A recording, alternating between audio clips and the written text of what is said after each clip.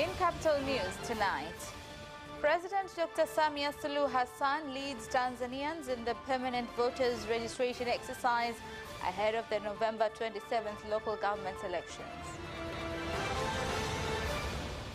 Cashew prices go up to 4,120 shillings a kilo in Tandahimba and Newala districts, Mtwara region.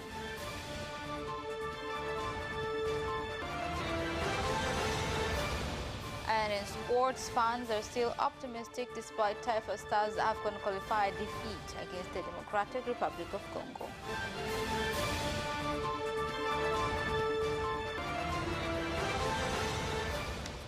Good evening, this is Capital News at 9:30. My name is Khadija Zimbwe. First, the national news. President Dr. Samia Suluhu Hassan has led Tanzanians in registering in the voters register for the local government election to be held on November 27th this year at Sokoine suburb, Chamwino district, Dodoma region, with a call for a peaceful registration exercise. Niwaombe sana zoezi lifanywe kwa usalama, lifanywe kwa amani, ili tusitie doa kwenye nchi yetu. Tumalize chaguzi zetu za awali hizi salama. Nataka niwakumbushe zoezi hili ndio linalotoa taswira ya uchaguzi ule mkubwa tunaokwenda nao. Kwa niwaombe sana wananchi, twendeni tukachague vyema. Tukachague vyema ili tupate sura halisi ya kule mbele tunako kwenda. Vijana kama mimi na washauri waje kujiandikisha ili kuchagua kiongozi bora kwa maendeleo ya serikali ya kijiji na mtaa. Waje na washauri waje kujiandikisha. Wananchi wa Chamwino wameitikia kwa wito mkubwa sana, na kwa ujumla tunamshukuru Mheshimiwa Rais ambaye pia amekuwa ni raia wetu katika kitongoji cha Sokoine na amejiandikisha na amehamasisha kwa wananchi wengine kwa hapa Chamwino na kwa nchi nzima ili waweze kujiandikisha. Now, citizens in Kigoma region have been called on to turn up and register in the permanent voters register so that they can participate in the November 27th local government election, with foreign nationals, particularly from Burundi and Democratic Republic of Congo, warned against participating in the exercise.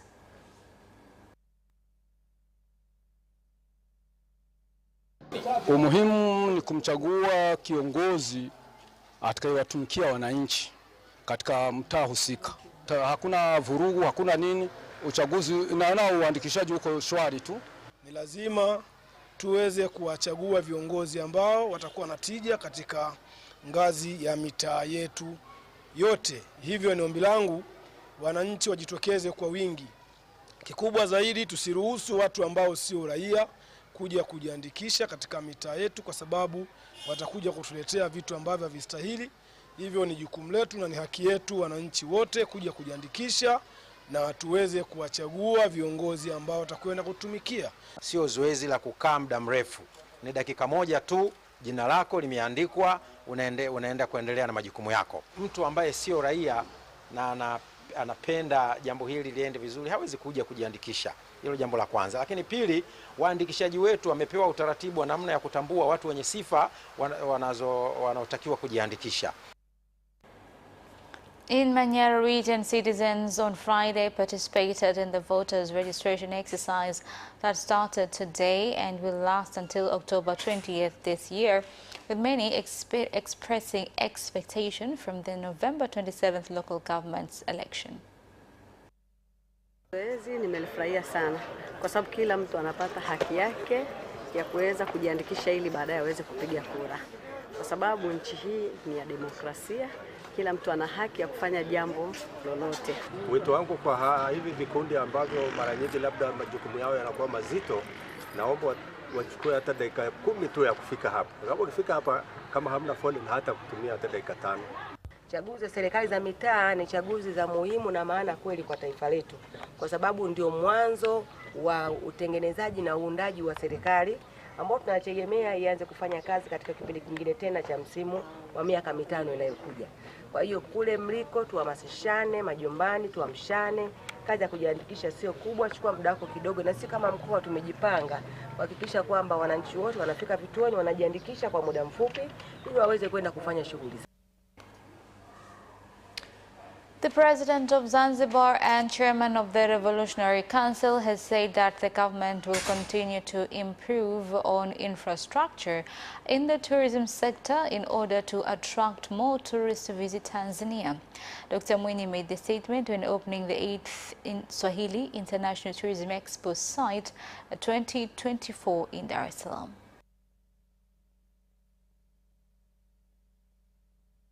Napenda kuhakikishia kwa serikali ya Jamhuri ya Muungano wa Tanzania chini ya uongozi wa Mheshimiwa Rais Dr. Samia Suluhu Hassan itaendelea kuimarisha miundombinu ya utalii ikiwemo kuendelea kuliimarisha shirika la ndege la Tanzania ATCL sambamba na kuhamasisha mashirika mengine ya ndege ya kimataifa kuanzisha safari za moja kwa moja kati ya Tanzania na nchi ambazo ni masoko yetu ya utalii.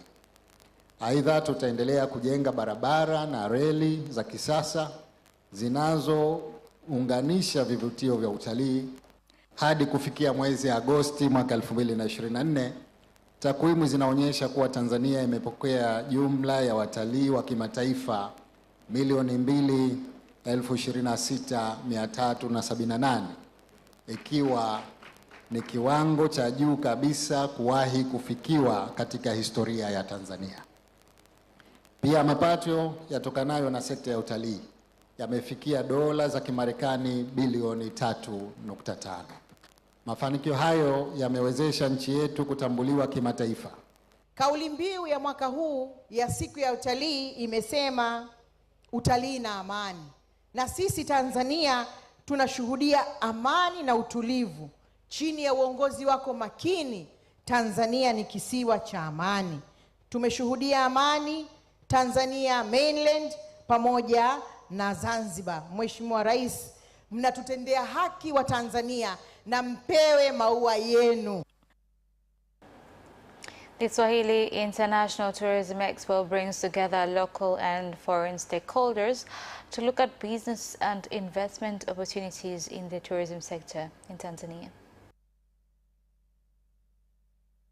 Na mwisho kabisa, sisi kama wadau wa utalii tunaahidi kuendelea kufanya kazi kwa uaminifu na kulipa kodi zetu kwa uaminifu na uadilifu mkubwa. Tanzania, I think, is the most beautiful country in the world. It's an important destination across the world, but it needs to be promoted. Most of my work here is to make it more promotion. Tanzania is like Miss World, the most beautiful lady, but Miss World is surrounded by a lot of promoters around her to make her known. That's what Tanzania should be doing, and that's what it is doing. Now, moving on, Tanzania Wildlife Management Authority, TAWA, has said that it is continuing to implement measures that aim to control crocodiles and hippopotamus threatening the safety of communities near Mtera Dam in Iringa and Dodoma regions. Hizi ni jitihada mbalimbali ambazo zimekuwa zikifanyika na taasisi hii katika kuhakikisha hawa wananchi wanaozunguka bwawa la Mtera wanaendelea kuwa salama dhidi ya hawa wanyamapori.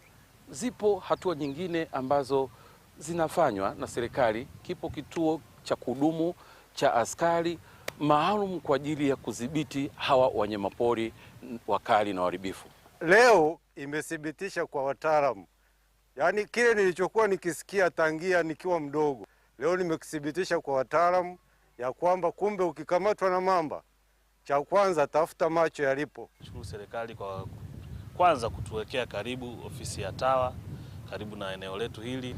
Wanatusaidia sana kutoa elimu juu ya hawa wanyama wakali, mamba na viboko. The Prime Minister of the United Republic of Tanzania, Kassim Majaliwa, has directed the Ministry of Education to make sure that it addresses teachers' claims, including creating a conducive teaching environment in order to increase the pass rates and produce good quality graduates. Prime Minister Kassim Majaliwa gave the directive at World Teachers' Day celebrations held in Bukombe District, Geita region. La kwanza, Tuhakikishe kwamba walimu wanawekewa mazingira bora ya kazi. Hii inajumuisha kuwapatia vitendea kazi vya kufundishia na kujifunzia na kuwapatia motisha kutosha ili waweze kutimiza majukumu yao kwa ufanisi. Kwa hiyo wakurugenzi, pokeeni hili na mliandike hapa na kutamka, nyinyi mnaandika huko. Kama mkuja na kalamu, tafuteni utaratibu wa kuandika. 2, kuimarisha programu za mafunzo ya kitaaluma kwa walimu na kuanzisha mipango ya mafunzo endelevu ambapo inawezesha walimu kuboresha ujuzi wao na maarifa yao. Dunia inabadilika hii kwa kasi. Lazima walimu hawa wawe walimu ambao wanakwenda na mabadiliko ya teknolojia. Utaratibu huu uandaliwe na wakurugenzi kuhakikisha kwamba tunawashirikisha walimu katika kwenda pamoja na mabadiliko ya sayansi ya teknolojia. Waajiri wa sekta ya umma na binafsi, ongezeni juhudi kwa kutoa mafunzo endelevu kazini ambayo pia yatawezesha walimu kufundisha kwa viwango. Na wale wadhibiti ubora, endeleeni kushauri ofisi za elimu kuhakikisha kuwa watu wanapatiwa nafasi hizi. Katika kipindi cha miaka mitatu tumepata watumishi wapya. Kwenye sekta ya elimu peke yake, walimu walioletwa kwenye mkoa wetu ni wengi sana, Mheshimiwa Waziri Mkuu. Tuna walimu ambao wamesharipoti kwenye mashule zaidi ya walimu 1445 na ukijumlisha katika kipindi cha miaka mitatu tunaweza kuwa na zaidi ya walimu 5000 ambao wamekuja kuripoti kwenye shule za msingi na shule za sekondari. Tunaomba tufikishe shukrani zetu za dhati. Walimu hao wanaokuja, Mheshimiwa Waziri Mkuu, watasaidia kufundisha watoto wetu, wanawapa maarifa ya kuweza kuyatumia maarifa katika kujiletea maendeleo. Sisi walimu wa Geita tunaomba angalau shule 2 teule kila wilaya ziwe na viwanja na vifaa vya kutosha kuwakutanisha walimu na wanafunzi wenye vipaji vya michezo. Aidha, tunaomba serikali ianzishe programu ya mafunzo ya moduli kuwezesha walimu astashahada, yani certificate, kwenda stashahada, yani diploma, kwani mafunzo ya cheti yamefutwa. Environment cleaning groups have called on traders conducive various activities along Coco Beach in Dar es Salaam to adhere to environment regulations so as to maintain a pristine environment along the beach. Mazingira ni yetu sote na yanabidi pia atunzwe kama jinsi inavyotakiwa, kwa sababu afya ni muhimu kwa sisi sote binadamu, na the way tutakavyoyatunza ndivyo na sisi atakavyotunza katika afya zetu binafsi. Kwa hiyo tunawasihi, tunajaribu kuwasihi na kuwasihi tena, watakapotumia vitu vyovyote ambavyo haviozi, haba amekula askilimu, amekula pipi, amekula nini, tunaomba wajaribu kuweka katika sehemu husika, kwa sababu kila kitu kipo na maelekezo ya kutosha kama vile inavyoonekana. Elimu mara nyingi ipo, kwa maana ya kwamba ipo, imetengenezwa na inafanyika, lakini upokeaji wa watu kidogo ndio inakuwa ni changamoto kwa sababu ya namna ya watu walivyo, na hiyo ndio iliyokuwepo. Na kuhusu fursa zilizotokea hapa, zipo, watu wameinvest eneo za kufly, lakini vivyo changamoto iliyokuwepo pia, kwa maana fursa wameongeza, vijana wetu mpata ajira. Kwa ni jambo zuri. Kwa hiyo changamoto zipo, fursa pia zipo zaidi kwa sababu ya utendaji kazi unavyokuwa. Well, that marks the end of national news. Business news is next after this break.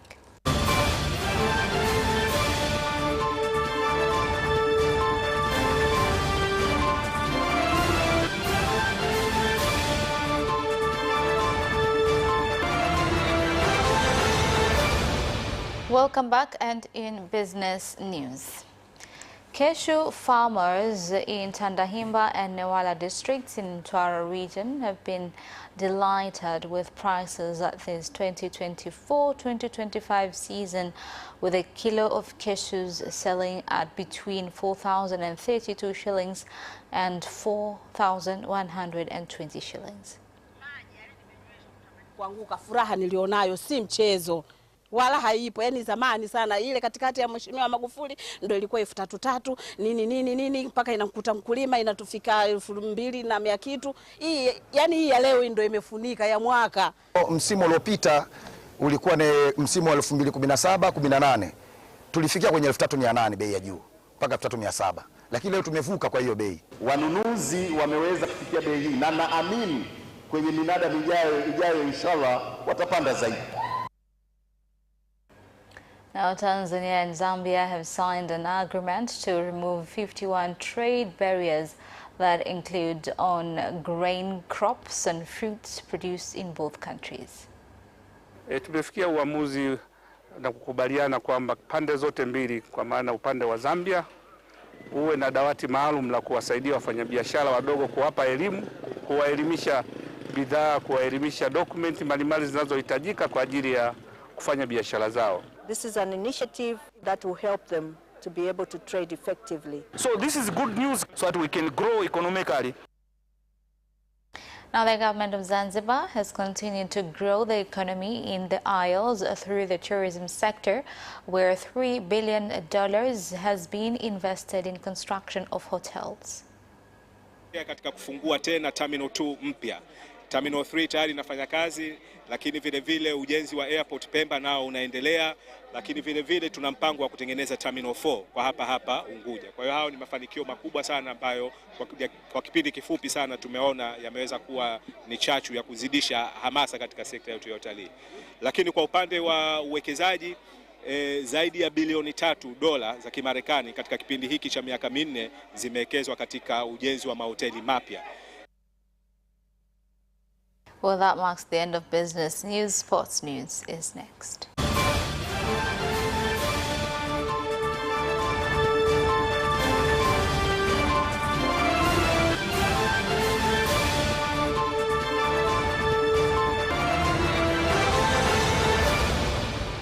Welcome back, and in sports news. Taifa Stars fans have not lost hope on the national team despite the defeat in the Democratic Republic of Congo on Thursday night, saying they are ready to support the team on their home game at the Benjamin Mkapa Stadium in Dar es Salaam. Taifa lilisahau uzalendo kwa umetengeneza kwenye vilabu na sio kwenye timu ya taifa. Kwa hiyo na mtu mzima ni kwamba siku zote umleavyo ndivyo akuavyo. Yaani huwezi kumbadilisha mtu ukubwani. Na ndio maana unakuta mpaka sasa hivi, mpaka jana kuna watu nimepinga nao wanajiita wao wa Kongo. Na wanasema kule kwamba tunashinda.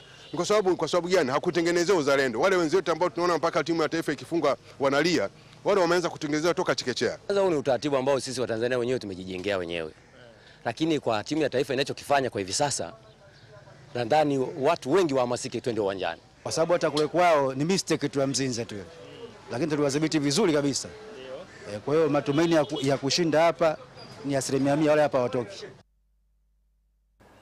And the KMC squad has returned to training ready for the next NBC Premier League game against Fountain and Tanzania Prisons. Sisi sasa hivi ni kuweza kila mchezo kuweza kuhakikisha tunapata point, kwamba sasa hivi tuna mechi mbili ugenini. Ya kwanza tutaanza na Fountain Gate ugenini, lakini mimi naamini kwamba tunapofanya mazoezi na kuandaa wachezaji kisaikolojia kwamba tunahitaji kwenda kucheza mechi za away. Mechi za away sio mechi nyepesi, na ukiangalia Fountain Gate msimu kidogo wao wameanza vizuri, so lazima tunapoenda kwenye mchezo lazima tuwe na heshima zote kwenda kuheshimu Fountain Gate. Sio timu mbaya, sio timu ndogo pia, lakini kikubwa ni kwamba kama sisi kama KMC tunaenda kuandaa siku hizi ambazo mpaka kufikia siku ya mchezo tukao tushajenga wachezaji na mipango itakuwa vizuri kwenye mchezo huu. Dar es Salaam Gymkhana tennis players have started preparations for the AICC Open Championships scheduled to take place from 25th to 27th of October in Arusha. Mimi kama natokea kwenye timu ya Gymkhana nimejipanga kwa sababu na experience kwanza. Nimeanza kucheza mashindano siku nyingi. Kwa na uzoefu mkubwa sana wa ndani na nje ya nchi. Kwa nimejipanga vizuri sababu najua kabisa mchezo na mashindano yanayofanyika ndani ni magumu sana kwa sababu tunajuana. Bora mtu atoke nje huko, ni mashindano ya ndani ni magumu sana yani kwa sababu tunajuana. Huo ndio ugumu uliokuwepo. Lakini cha muhimu nimejiandaa tu pamoja na wenzangu wengine. Sijui, lakini kwa mimi binafsi nimejiandaa. Well, that's sports item ends our news bulletin for tonight. My name is Khadija Zimbwe. Thank you for watching and good night.